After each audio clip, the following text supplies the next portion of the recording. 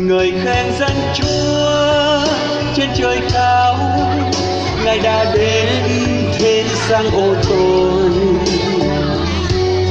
Ngợi khen con Thánh trên trời cao, Ngài đã xuống nơi trần thế,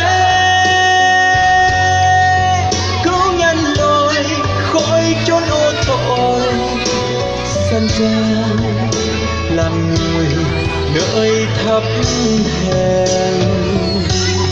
Hallelujah, hát ngợi khen một tình yêu ban cho nhân loại.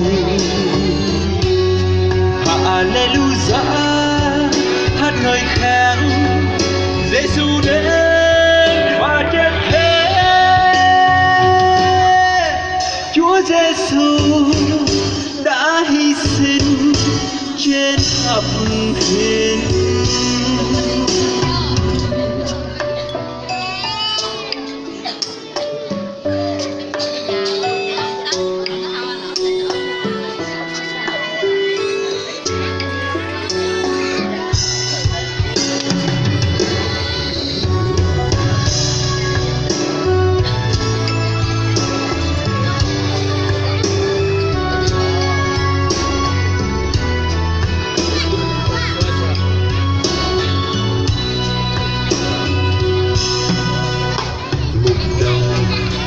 Cánh bay chim thiên sứ loan tin mừng, họ vội đến chuông chiên tôn thờ con Thánh sanh ra.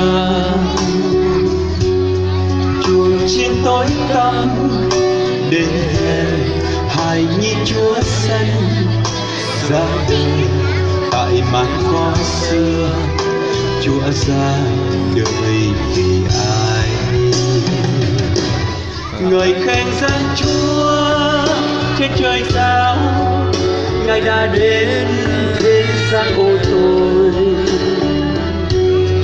Ngợi khen con Thánh trên trời cao, Ngài đã đến xuống nơi trần thế,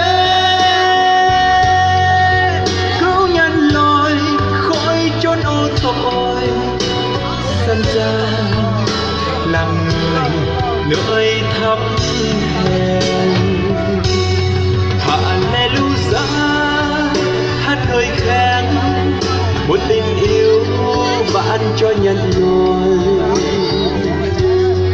Hallelujah, hát ngợi khen Giêsu đến và chết thế. Chúa Giêsu đã hy sinh trên thập hình. Chúa Giêsu đã hy sinh trên thập hình.